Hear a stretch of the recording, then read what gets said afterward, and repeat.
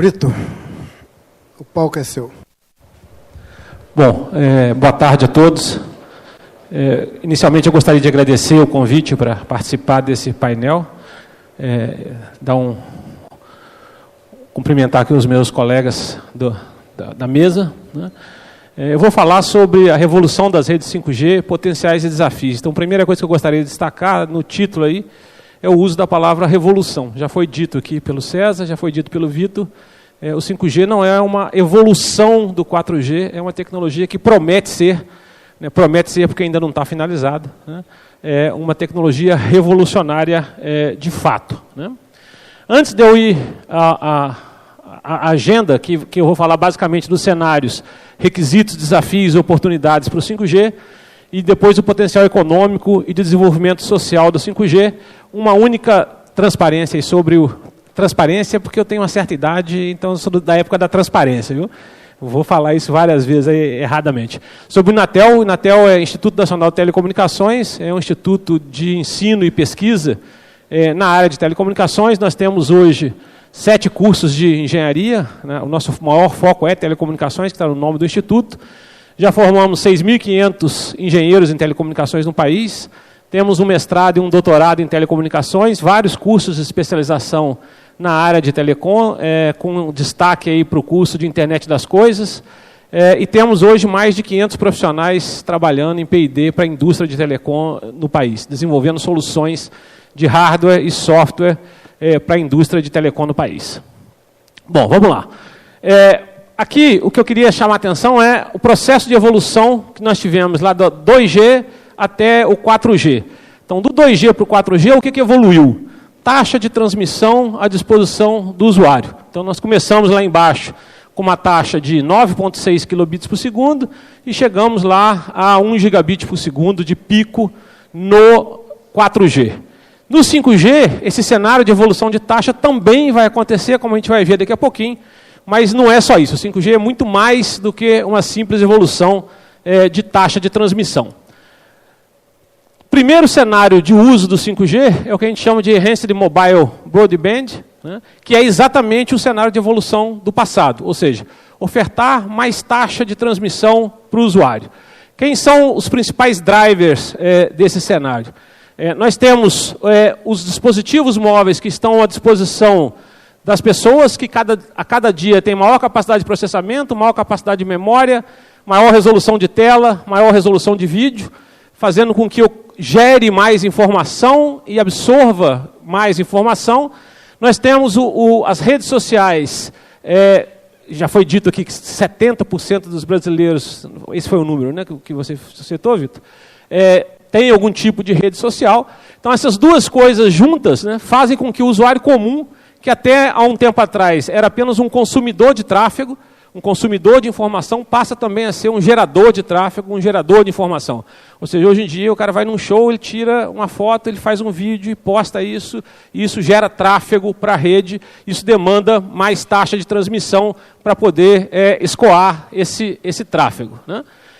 A questão da importância do vídeo, que também já foi dita aí pelo Vitor, isso aqui é um estudo da Cisco, e se nós olharmos aqui em 2022, a projeção deles é que nós tenhamos quase 80% do tráfego escoado nas redes sendo originários de vídeo.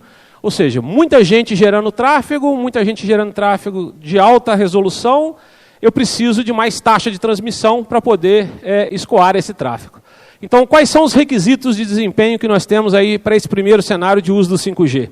Nós temos taxa de dados de pico de 20 gigabits por segundo, né, contra 1 gigabit que nós temos hoje disponível no 4G, ou seja, 20 vezes mais. Nós temos uma taxa de dados experimentada pelo usuário de 100 megabits por segundo contra 10 megabits do 4G, ou de 1 gigabit por segundo em hotspot no 5G. Então, nós estamos falando aí de 10 ou 100 vezes mais no 5G comparado com o 4G.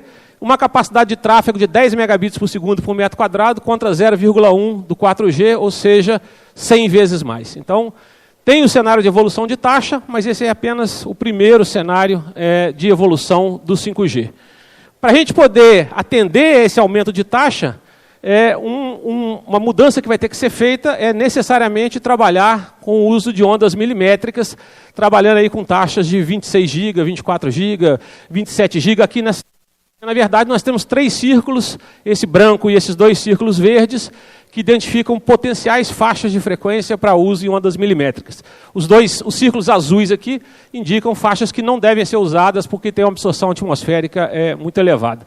Então, nós podemos ter faixas aí em torno de 40 gigahertz, e depois mais em cima lá na faixa de 70 a 90 e depois de 200 a 220 gigahertz. Eu preciso subir a frequência para ter maior capacidade de transmissão.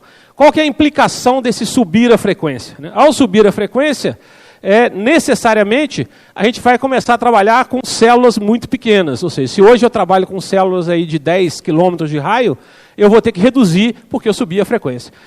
Então, subindo a frequência, eu vou ter que aumentar o número de células, e eu me levo então a esse cenário de redes heterogêneas, onde eu vou ter células muito pequenas transportando dados, uma macrocélula controlando a rede 5G como um todo, e uma supercélula que a gente vai discutir daqui a pouco no cenário de acesso a áreas remotas. Quais são os desafios que vêm dessas duas coisas que eu coloquei lá? O aumento da frequência e o número muito grande de... Primeiro, estações radiobases e o custo da infraestrutura vai ter que diminuir, porque se eu for pagar por uma radiobase a mesma coisa que eu pago hoje, sendo que eu vou ter que ter um número muito maior de radiobases, eu não vou conseguir viabilizar economicamente a rede. Então, a indústria vai ter que trabalhar de alguma forma para reduzir o custo das estações radiobase e o custo da infraestrutura. A gente precisa trabalhar na questão de legislação para a instalação de estações radiobase. Quer dizer, eu tenho um número muito grande de radiobases necessárias. Se a gente for passar pela burocracia que existe hoje para a instalação de uma radiobase, a rede não vai ser, de fato, instalada. E tem também uma preocupação urbanística para evitar que eu tenha uma poluição visual com o número de radiobases muito grande instalado. Então, muita gente está disfarçando as radiobases, né, em coisas do ambiente. Por exemplo, isso aqui é uma foto lá de Dubai, onde eu tenho uma radiobase, não é 5G ainda, né, é 4G, mas disfarçada num coqueiro. Você olha, parece um coqueiro, mas na verdade é uma antena, né? Preciso necessariamente fazer compartilhamento de infraestrutura entre as operadoras para poder reduzir o custo. Ou seja, se cada operadora tiver o seu backhaul, tiver o seu núcleo de rede, tiver a sua estação radiobase, eu vou ter um custo absurdamente elevado e a rede não vai parar em pé. Então, esses são os desafios aí associados a esse cenário em particular. O segundo cenário é o cenário de IoT e Machine Type Communication.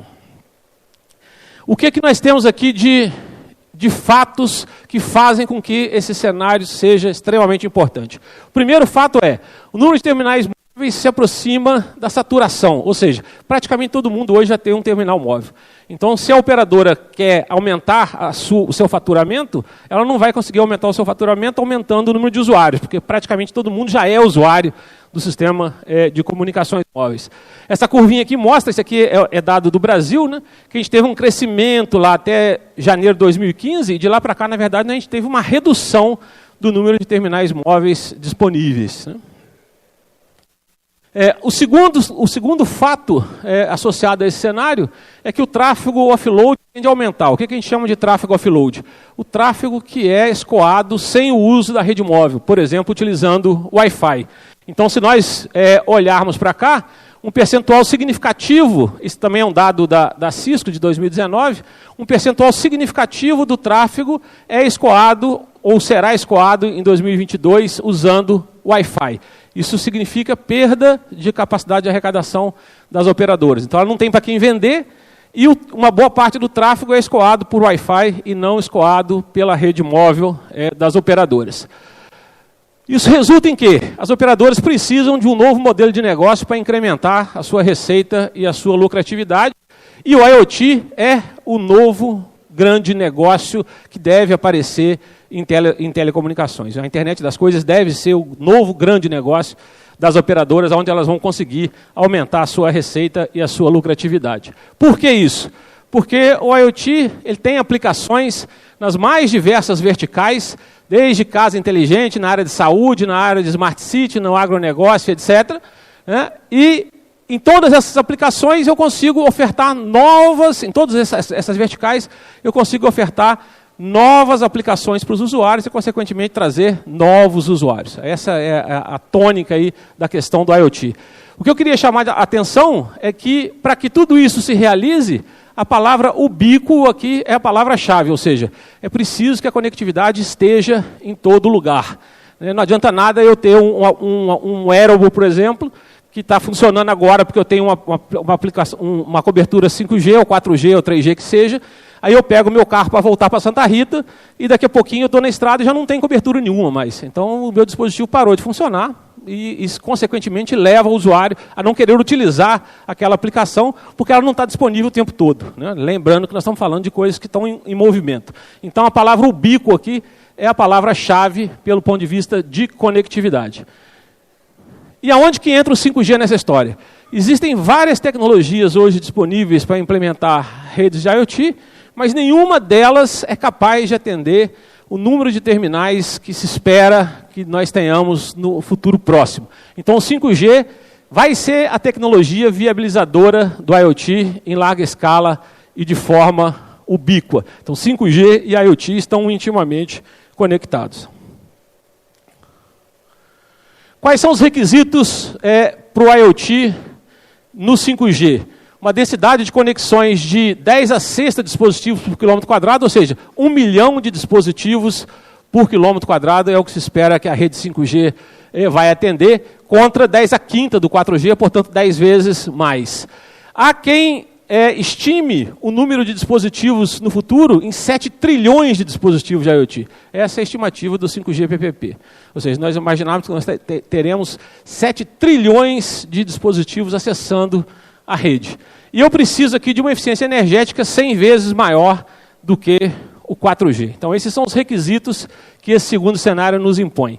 Em termos de oportunidade, eu gosto de chamar atenção para essa curvinha aí, que a gente chama de curva S do desenvolvimento de tecnologia, que é a curva que rege o nascer e o evoluir de todas as tecnologias. Então, a gente começa aqui numa fase que é onde a tecnologia está na infância. Esse eixo aqui de baixo pode ser tempo, ou esforço, ou investimento financeiro, e o eixo vertical é desempenho, ou percentual de penetração, percentual de uso da tecnologia. Então, toda a tecnologia nasce aqui na fase de infância, onde eu preciso de um grande esforço aqui no eixo horizontal, para conseguir um pequeno resultado no eixo vertical. Ou seja, eu preciso gastar muito tempo e dinheiro para a tecnologia evoluir um pouquinho. Depois ela entra na fase de rápido crescimento. Nessa fase, eu preciso de pouco esforço aqui no eixo horizontal para obter grandes resultados aqui no eixo vertical, ou seja, a tecnologia está se tornando popular, né? E depois ela entra na fase de maturidade, onde, de novo, eu preciso de grande esforço aqui no eixo horizontal para conseguir pouco resultado aqui no eixo vertical. Onde que estão as oportunidades para a indústria? Né? E quando eu falo indústria, estou me referindo de uma maneira mais genérica, não é só o fabricante, é os serviços, etc. A oportunidade está quando a tecnologia está entrando em rápido crescimento. Porque se eu começo a investir aqui na infância, às vezes ela não rompe essa barreira e ela morre antes de atingir a fase de rápido crescimento. Se eu deixo para entrar na tecnologia quando ela está madura, já era, as oportunidades já foram embora, que lá virou commodity, não tem mais margem para você transformar a tecnologia em recurso. Né? E o IoT é uma tecnologia que está começando agora a fase do rápido crescimento. Né? A nível, não estou falando só de Brasil, estou falando mundialmente. Então, agora é a hora de fazer os investimentos para poder usufruir dessa tecnologia. Né? O 5G também está aí. O 5G está começando a nascer agora, né? Já temos algumas redes comerciais que estão sendo implementadas, mas que atendem apenas o primeiro cenário que eu mostrei. Agora estou mostrando o segundo e tem mais 2. Quer dizer, na verdade, o 5G está longe de estar pronto, o 5G ainda demanda um desenvolvimento bastante significativo para os próximos anos. Quais são os desafios aqui? Desoneração fiscal para dispositivo de IoT, o César chamou a atenção bastante sobre isso.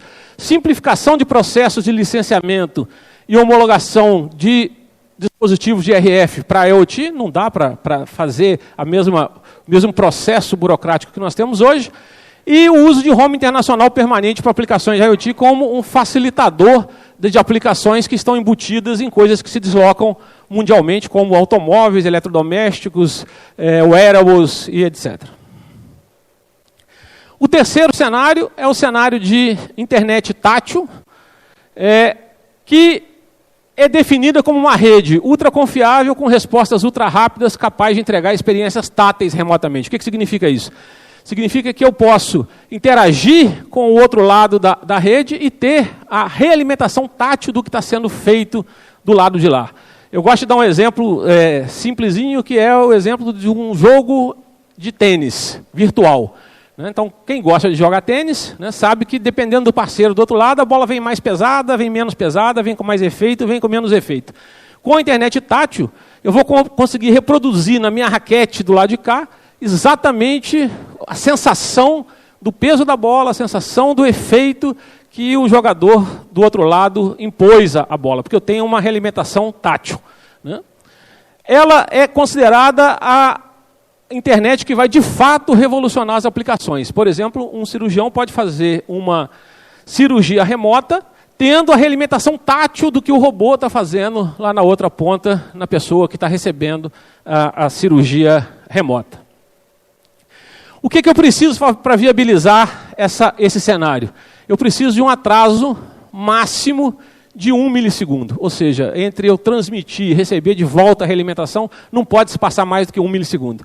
Porque se passar mais do que 1 milissegundo, o ser humano já não consegue processar em tempo hábil essa realimentação tátil que está acontecendo. Esse é um grande desafio pelo ponto de vista tecnológico.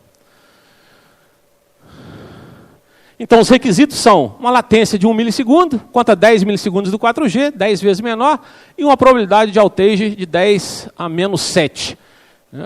Ou seja, a rede tem que ser extremamente confiável, porque eu vou ter, rodando nesse cenário, aplicações extremamente sensíveis. Os desafios são mecanismos de fiscalização de desempenho e novas tecnologias para atingir os requisitos de desempenho. Por que mecanismos de fiscalização de desempenho aqui é importante? Porque se eu estou implementando uma aplicação de cirurgia remota, por exemplo, confiando que o atraso é 1 milissegundo e que a probabilidade de outage é 10 a menos 7, e a operadora depois não entrega isso, eu mato o meu cliente que está do outro lado.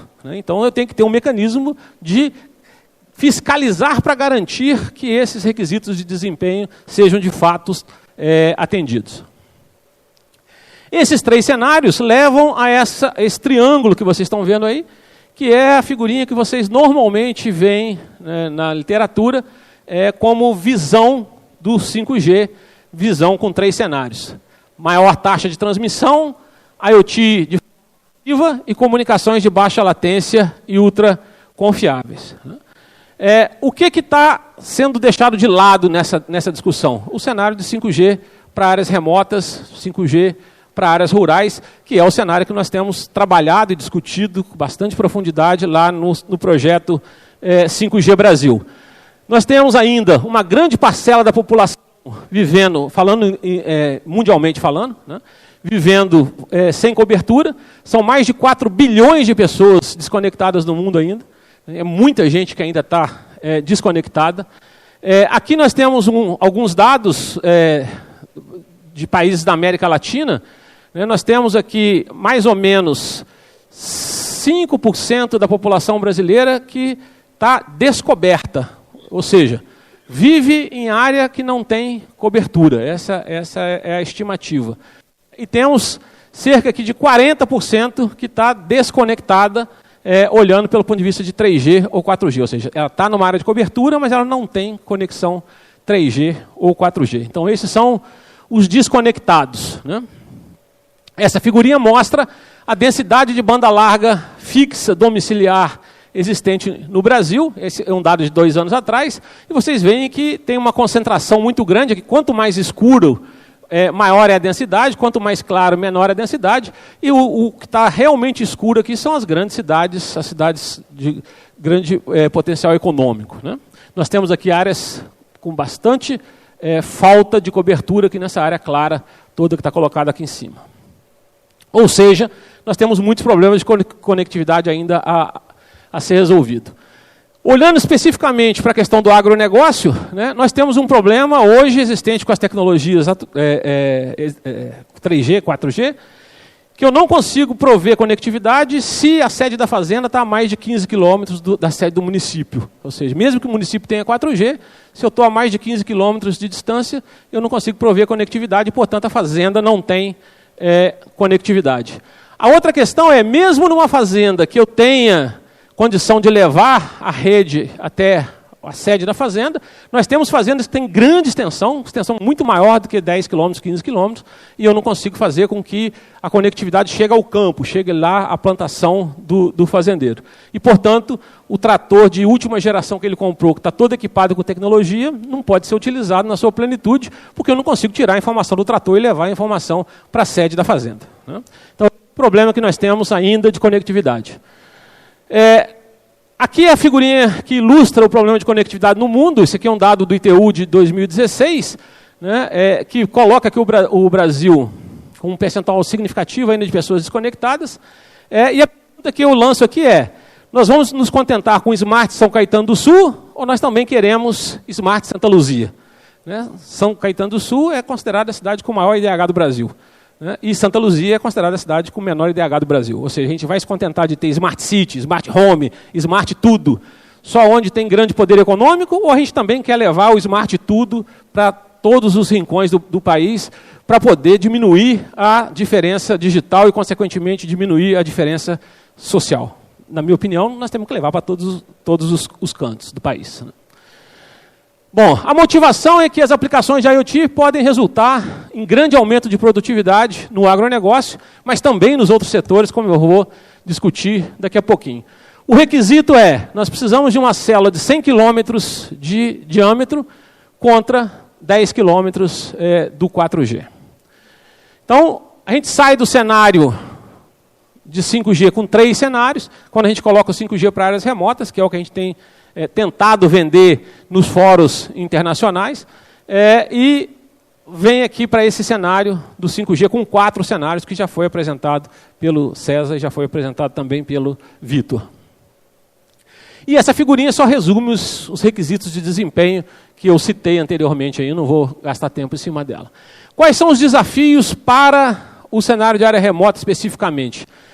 Eu preciso de desoneração fiscal para poder ajudar a operadora a colocar a conectividade onde a lucratividade é baixa, porque a densidade populacional é pequena. Eu preciso de uma regulamentação especial para o uso de rádio cognitivo, que é uma tecnologia que pode ajudar muito a implementação desse cenário, diminuindo o custo de implementação desse cenário. E eu preciso de um modelo de leilão de espectro que privilegie a área de cobertura e não a arrecadação financeira. Perceba que eu usei o termo área de cobertura e não percentual de população coberta. Porque se eu me refiro a percentual de população coberta, o meu foco são as grandes cidades, ou as cidades médias, ou as cidades ricas.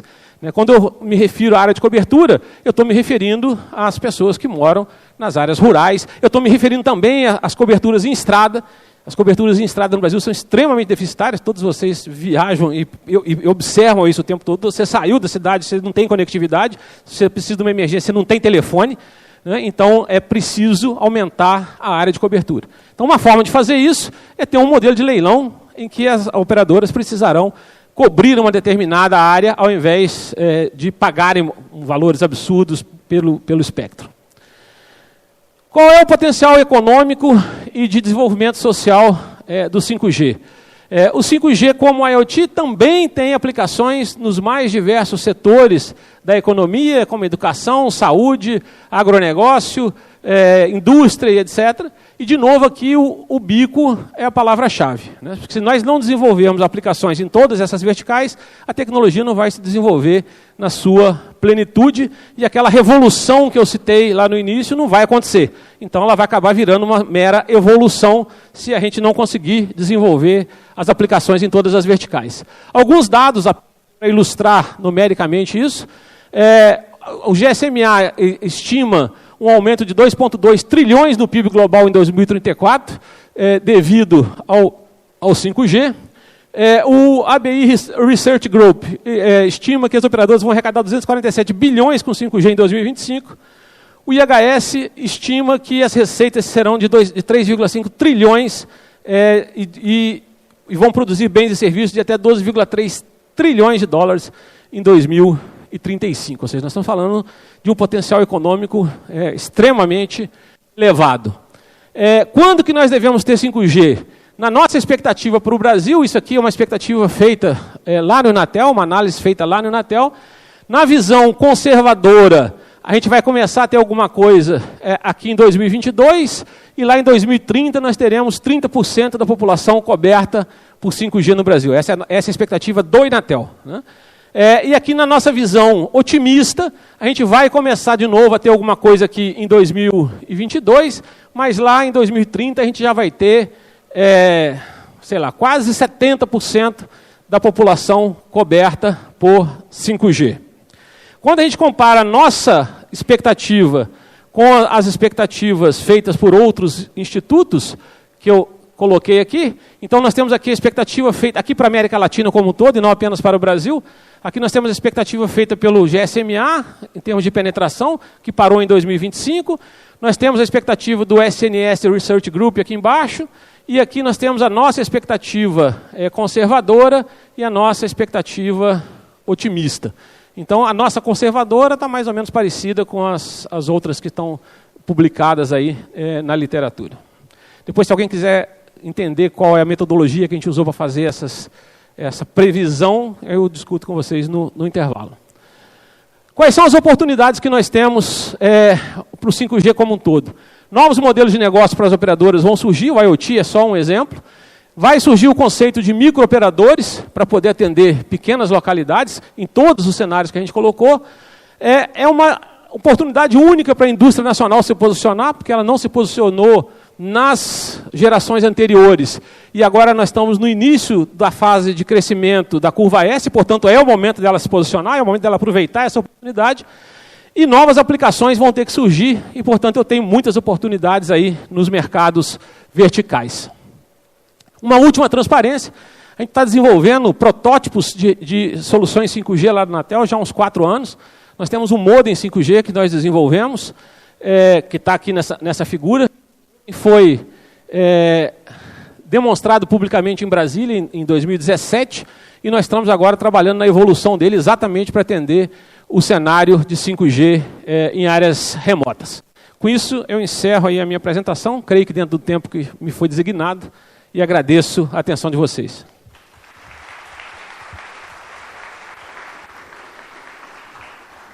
Obrigado, Brito. Antes do intervalo, eu gostaria de aproveitar a apresentação do Brito para ilustrar o comentário que eu fiz no início. Dos bilhões e os trilhões que o Brito falou, isso todo mundo acha que as empresas que arrecadam esses valores ficam arquimilionárias. No caso brasileiro, vamos pegar 200 bilhões de reais por ano. Desses 200 bilhões de reais por ano, 100 bilhões são gastos em produtos intermediários, em material de consumo, serviços intermediários, produzindo um valor agregado de 100 bilhões de reais. Esse valor agregado de 100 bilhões de reais, que a macroeconomia chama de riqueza, esses 100 bilhões são distribuídos da seguinte maneira: 60% para o Estado brasileiro. Os 100 bilhões, 60 bilhões são arrecadados pelo Estado sem correr qualquer risco na produção dos 200 bilhões. 20 bilhões para os rentistas, para aqueles que alugam torres, alugam imóveis e alugam dinheiro, 20%. Sobram 20%. Desses 20%, 12% para o capital humano, trabalho. 8% para o acionista investidor. Então, nesse negócio que estamos vivendo hoje em telecomunicações, o grande milionário é o Estado brasileiro. que se apropria de 60% do valor da riqueza gerada. E quem corre o risco, que é o trabalhador e o capital, o investidor, fica com 20%, 12% para o trabalho e 8% para o acionista. Isso é uma relação muito perversa, maior do que, menos de natureza moral, talvez até moralmente, pior que escravo, trabalho escravo. Essa é uma situação que o país precisa reverter urgentemente. Essa estrutura de apropriação de riqueza vivida pelo país nos dias de hoje é insustentável. Temos intervalo de 15 minutos?